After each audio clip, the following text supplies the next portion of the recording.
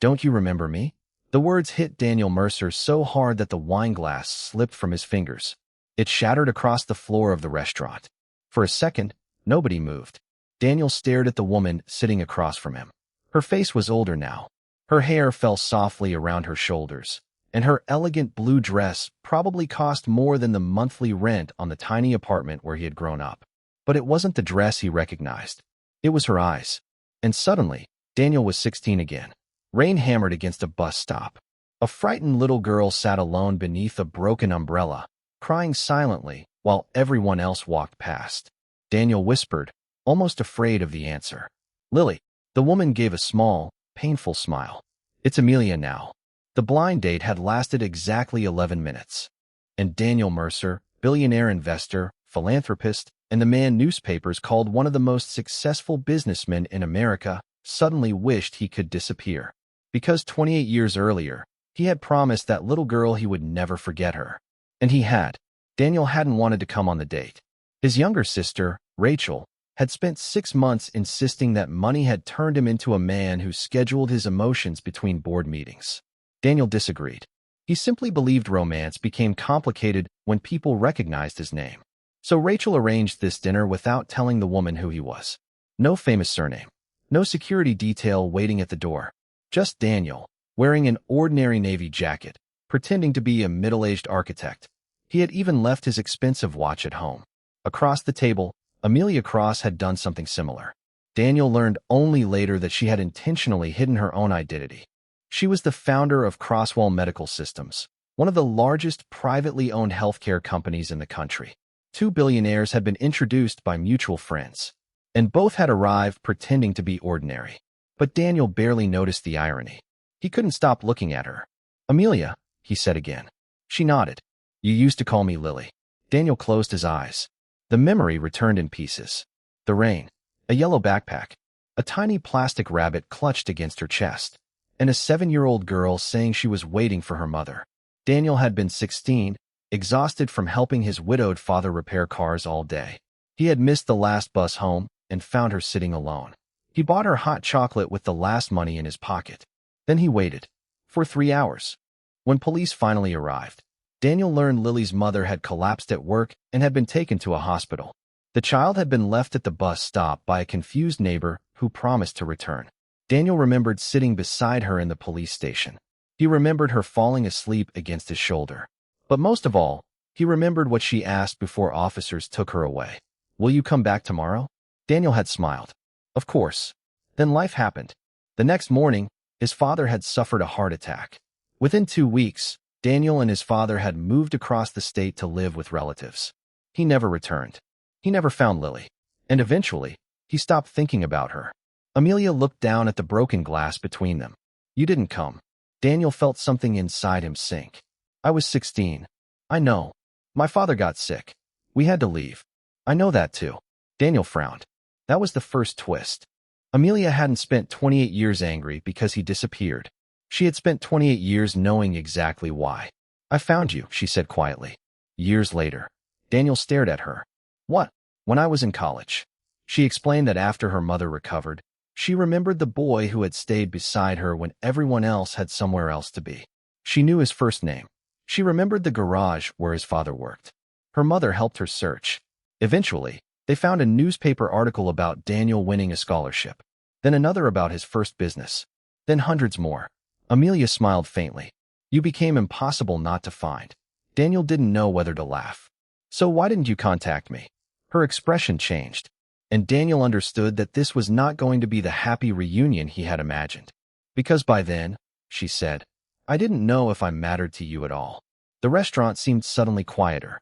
Daniel had spent years giving speeches about remembering where he came from. His foundation funded youth shelters. His companies donated millions to children's hospitals. Yet somewhere along the way, he had forgotten the child whose hand he once held through a terrifying night. "I did remember you," he said. Amelia looked at him. "Just not enough to look for me." That hurt because it was true. Daniel tried to explain. He had been busy. His father died when Daniel was 22. He built companies, took risks, failed, rebuilt, spent decades convincing himself that moving forward was the only way to survive. But every explanation sounded smaller when spoken aloud. Amelia didn't attack him. That somehow made it worse. She simply said, "I asked Rachel to arrange this date." Daniel blinked. "My sister knows?" "She knows enough." Rachel had met Amelia months earlier at a medical charity event. When Amelia mentioned Daniel's name and the old bus stop memory, Rachel became curious. Then Amelia made a strange request. She wanted one dinner. Not to expose him. Not to ask for anything. Just to see whether Daniel would recognize her without being told. He hadn't. Daniel looked toward the window. Outside, headlights moved through the city like silent rivers.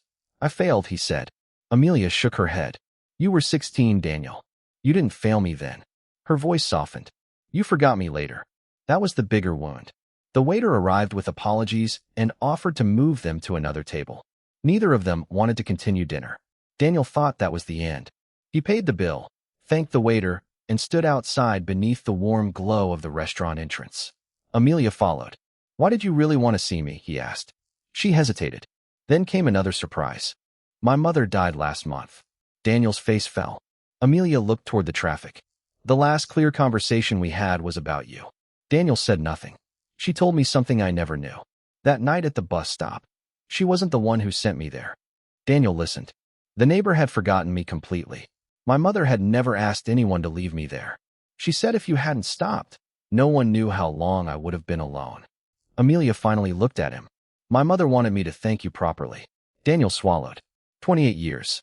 All that time, he had believed the most important thing about that night was the promise he failed to keep. But perhaps the promise wasn't the only thing that mattered.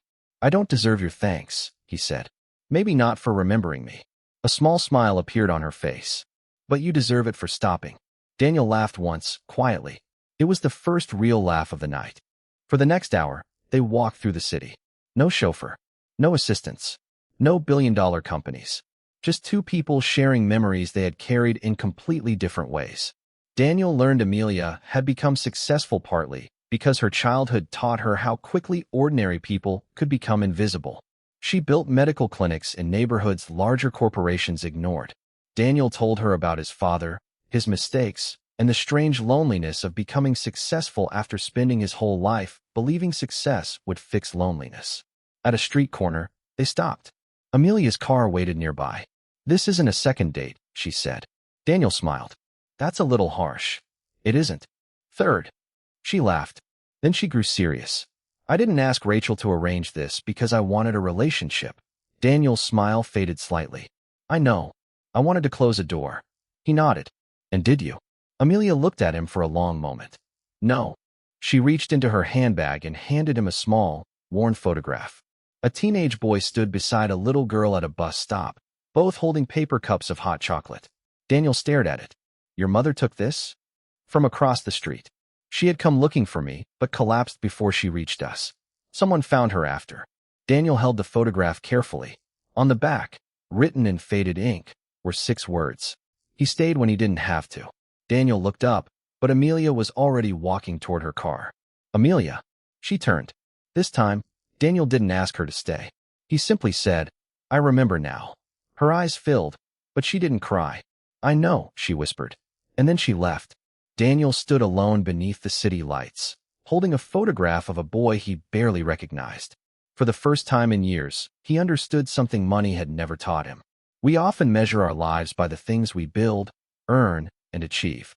But sometimes, the moment another person remembers forever is a moment we thought was ordinary. A few hours, a paper cup of hot chocolate, a hand held in silence, and the decision to stay when walking away would have been easier.